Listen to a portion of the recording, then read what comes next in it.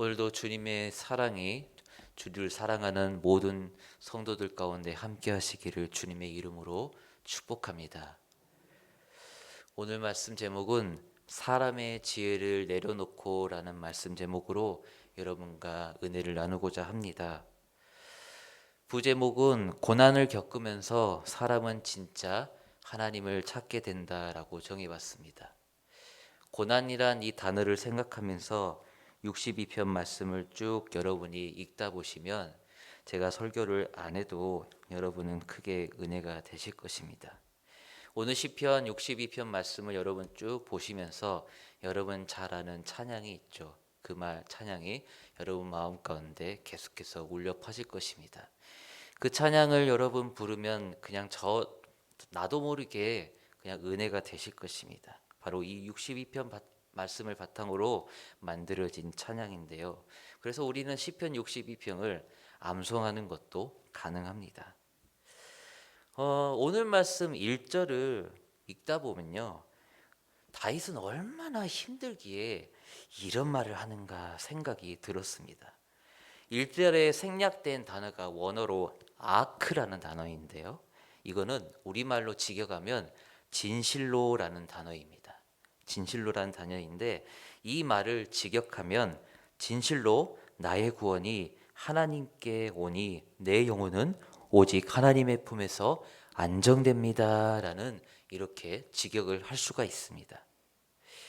우리는 이렇게 생각할 수 있죠. 다윗이 하나님을 예배하는 찬양하는 예배자이자 시인이었기에 하나님을 얼마나 사랑하면 이런 시를 지었을까라고 생각할 수도 있습니다. 하지만 사실 62편의 배경에는 다윗의 인생에서 가장 비참했던 그 시기였습니다. 언제였을까요? 바로 압살롬의 반란 때, 반역 때 지어진 시입니다. 이 압살롬의 반역은요, 굉장히 큰 사건이었습니다. 사무엘하 13장에서 8장까지의 그 5장에 걸쳐서 기록될 정도라면 이건 이스라엘 역사에서 너무 큰 사건이었다고 생각할 수가 있습니다. 그런데 다윗은 시편에서 나의 영혼이 하나님만 바랍니다 라고 왜 이렇게 했을까라고 깊이 고민하면서 이 배경된 사무엘하 말씀을 쭉 읽어보면서 연구해 봤습니다. 그러면서 주동자인 압살롬을 연구해 봤는데 이 압살롬은요, 실은요, 다윗의 인간적인 계산 속에서 태어난 자식이었습니다. 압살롬은 기록에 보니까 그스랑 달메의 아들이라고 이렇게 기록이 되어 있습니다. 그스랑 지역이 어디냐면요, 북이스라엘 그 위쪽입니다. 즉 여러분 잘 나오는 지역인데요, 아람이라는 지역이 있습니다. 나라가 있는데요, 그 나라 쪽에 속해 있던 도시 국가였습니다. 다윗이 아직 통일 왕국을 이루지 못하고 유다 왕이라는 반쪽짜리 왕으로 있을 때, 이때 이스라엘의 그 사울 왕이 죽었잖아요. 그 뒤를 이어서 왕이 된 이스보셋이라는 사람이 있습니다. 그 이스보셋을 견제하는 목적에서 다윗은 결혼 동맹을 추진했는데 이때 그수랑 딸 달메하고 혼인을 한 것입니다. 기록에 보니까 달메가 절세 미인이라고 또한 소개되어 있습니다. 그래서 인간적인 마음에서 정치적인 동맹도 있고 또한 미인이니까 다윗은 결혼을 했는데 그때 태어난 자식이 누구라고요? 압살롬이었습니다. 철저히 정치적인 목적에서 이루어진 것입니다. 즉 사람의 지혜로 맺어진 결과인데 이것은 그 당시에 나쁜 것이 아니었습니다. 그 당시에는 통상적으로 맺는 정치적인 계산이었으니까요. 하지만 사람의 지혜에서 맺은 이 결혼이 다윗에게 훗날 화살이 되어서 돌아오게 될 줄은 누가 알았을까요? 다윗은 압살롬이 살인을 저지르잖아요. 사지를 저지르고 피난해 있을 때 사람의 말을 의지하는 것을 사무엘하 14장에서 볼 수가 있습니다. 다윗이 제일 사랑했던 아들이 누구였을까요, 여러분? 압살롬이었습니다. 사실 그래서 살인을 저질러서 그를 추방해 버렸습니다. 하지만 계속해서 압살롬을 그리워하는 것입니다. 그게 사무엘하에 기록되어 있습니다. 그런데 그의 곁을 지키던 요압이란 장수가 있는데 이것을 알고 당시에 이스라엘에서 가장 지혜로운 여인을 불러들여서 다윗에게 보냅니다. 그래서 다윗의 마음을 달래면서 다시 압살롬을 왕궁으로 들여보내라 라고 조언을 하게 만듭니다. 이때 다윗이 해야 할 일이 있었어요. 무슨 일일까요? 바로 하나님께 묻는 것이었습니다. 비록 자신의 가족의 일이지만 이마저도 누구에게 물어야 한다고요? 하나님께 물어야 됐어요. 묻고 그리고 하나님의 말씀이 있을 때 압살롬을 이렇게 데려와야 하는데 어떻습니까? 그냥 사람의 말만 믿고 그렇게 자신의 결정을 내려버려요. 그래서 압살롬이 왕궁으로 돌아오죠. 사람의 지혜를 믿고 그 결과는 어떻게 됐을까요? 압살롬은 다윗이 처음에 나라를 일으키고 첫 수도를 잡은 헤브론이라는 도시에서 온갖 거짓 뉴스를 퍼뜨리면서 온 이스라엘을 자신의 사람으로 만듭니다. 그리고 때가 되었을 때 군대를 일으켜서 예루살렘으로 쳐들어온 것입니다. 그리고 다윗이 제일 마음이 아팠던 일이 그동안 자신의 신복 역할을 한 밧세바의 할아버지 아히도벨이 압살롬의 옆에 붙어갖고 그를 계속해서 부추겼다는 그 사실에서 다윗은 굉장히 낙담이 되었습니다. 결국 어떻게 됐을까요? 초라하게 왕궁을 빠져나갔습니다. 그의 곁에 지키던 사람들은 누구였을까요? 그런데 그가 예전에 사울 왕 때 도망자 신세였 때 10년 동안 쭉 따라다녔던 600명이 전부였습니다.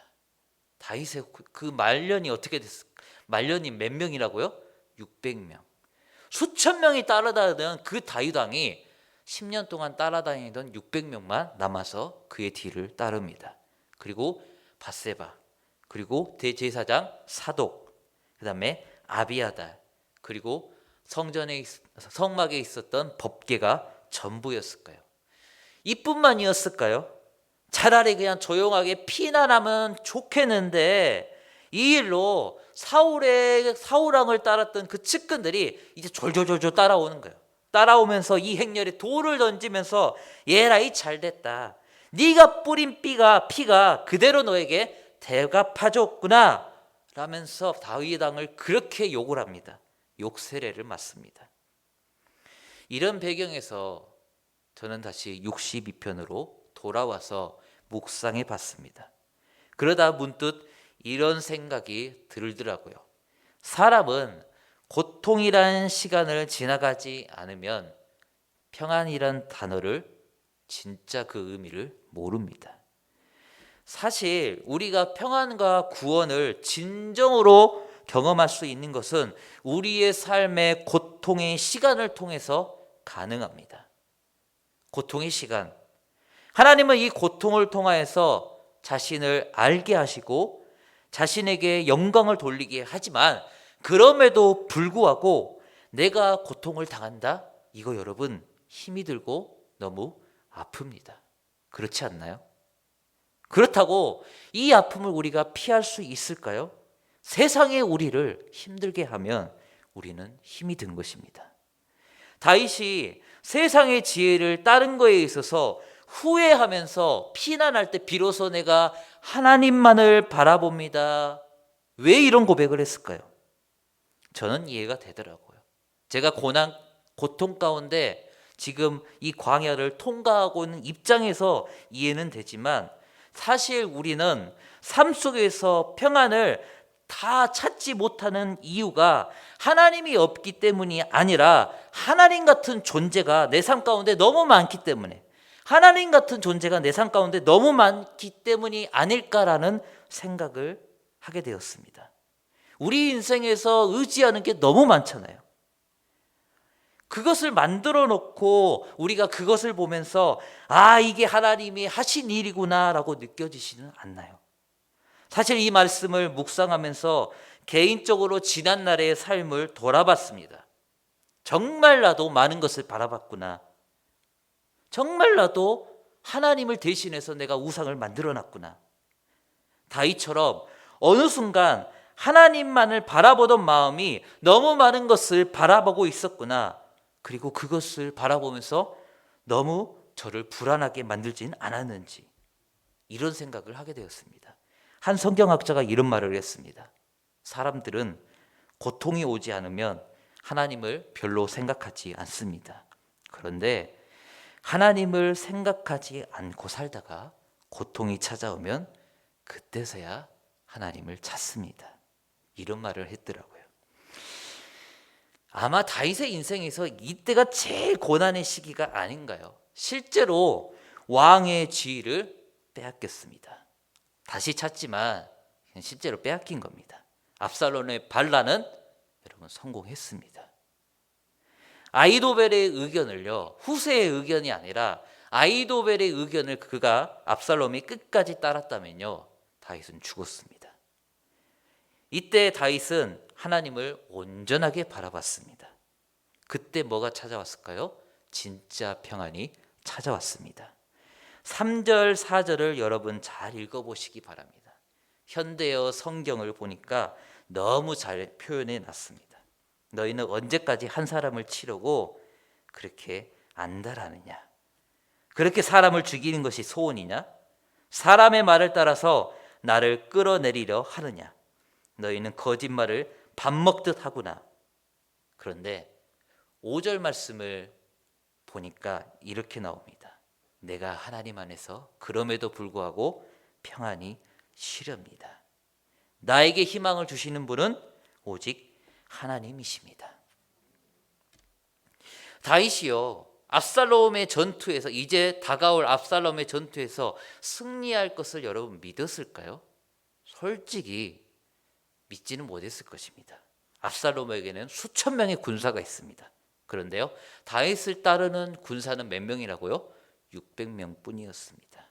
그 용사의 전투력을 믿었을까요? 솔직히 600명은 거의 다 나이가 들었습니다. 나이가 들어서 이제는 참모 역할을 하는 사람들 뿐입니다. 설사 전투에서 패하여 죽더라도 다윗은 그럼에도 불구하고 하나님을 신뢰하는 마음을 이때 되찾은 것입니다. 하나님 안에서 새 힘을 되찾고 하나님의 말씀을 따라 사는 것, 행하는 것, 다윗은 이 사건을 통해서 두 가지를 되찾습니다. 여러분, 고난과 고통의 원인을 찾을 수도 없습니다. 솔직히 말하면 우리는 찾을 수 없어요. 그리고 해결할 방법은요, 사람이 내릴 수가 없어요. 여러분이 다른 사람의 의견을 들으면서 나 이렇게 고통스럽습니다, 나 이렇게 힘들어요 할 때 여러분 그 방법 여러분 내릴 수 있나요? 없습니다. 솔직히 이런 말을 제가 들은 적이 있어요. 남자는 그런 것을 들을 때 방법을 찾으려고 하고 여성은 어떻습니까? 공감해 준다. 예, 그런 말을 제가 들은 적이 있거든요. 저도 그렇습니다. 이렇게 막 들을 때 방법을 찾으려고 계속 하는데 저도 어느 순간 바뀌더라고요. 그냥 공감해 줘요. 왜냐하면 제가 방법을 못 찾기 때문에 그렇습니다. 사람이 내릴 수 없어요. 그런데 중요한 것은 이 고난 가운데 정작 본인은 누구를 깊게 생각한다고요? 그가 그리스도인이라면 하나님을 깊게 생각하게 됩니다. 이 고난을 통해서 누구를 신뢰하게 된다고요? 하나님을 신뢰하게 됩니다. 혹시 고난 가운데 계신 분이 있습니까? 고통 가운데 계신 분이 있습니까? 하나님 안에서 평안을 찾고 나가시기를 주님의 이름으로 축복합니다. 마태복음에서 예수님은 6장에서 이런 말씀을 하셨습니다. 저 봐라, 들의 백합화도 저렇게 아름답게 핀다. 저 들의 백합화도 저렇게 아름답게 피는데 하나님이 저걸 만드셨는데 하물며 하나님의 만드신 너의 인생을 하나님이 책임져 주지 않겠니? 두려워하지 마라. 그리고 당당하게 나아가라. 예수님께서 마태복음 6장에서 이렇게 말씀하셨어요. 우리의 인생을 누가 책임져 주신다고요? 하나님께서 책임져 주십니다. 다윗이 설사 압살롬의 전투에서 패하여 죽더라도 다윗은 끝까지 하나님을 신뢰하면서 나가겠다라는 그 고백을 하나님께서 들으셨고, 그리고 그를 전쟁에서 승리하게 하시고 다시 한번 왕권에 복귀하게 하셨습니다. 여러분도 하나님을 신뢰하면서 꼭 되찾기를 소망합니다. 하나님 안에서 새 힘을 찾고 그리고 그 안에서 하나님을 신뢰하는 것, 이 두 가지가 회복될 때 우리는 하나님이 기뻐하시는 예배자가 될 것을 믿습니다. 그리고 하나님을 신뢰하면서 나가는 자, 이 땅을 치유하고 회복하는 축복의 통로가 될 것을 믿습니다. 열린베델교회 성도 여러분, 주 안에서 오늘도 승리하시기를 소망합니다. 그리고 주 안에서 새 힘을 얻고 나가시는 여러분 되시기를 주님의 이름으로 축복합니다. 기도하겠습니다. 하나님, 오늘 말씀을 통하여서 우리가 잘 아는 말씀이지만 다시 한번 이 말씀을 통하여서 하나님을 신뢰하는 그 마음을 우리가 품기를 소망합니다. 성령님 오셔서 내 마음껏 충만하게 임재하시사 이 말씀이 나의 인생의 모토가 되게 하여 주시고 이끌어 주시는 말씀이 되게 하여 주시옵소서. 어두운 간에 있더라도, 고통 가운데 있더라도 나를 구원하시는 이가 하나님이라는 것을 분명하게 믿고 나아가는 우리의 인생이 되게 하여 주시고, 나만 이 은혜를 간직하는 것이 아니라 우리의 다음 세대도 이 말씀을 간직하면서 나아갈 때 우리의 가정이 이 땅을 치유하면서 나아가는 축복의 통로가 될 것을 믿습니다. 그렇게 행하실 주님의 이름을 우리가 찬양합니다. 오늘도 아버지 하나님, 주 안에서 평안하고 주 안에서 기뻐하면서 나가는 모든 성도분들이 될 수 있도록 주님께서 도와주시고 함께 하실 것을 믿사오며 우리를 구원하신 예수 그리스도 이름 받들어 기도합니다. 아멘.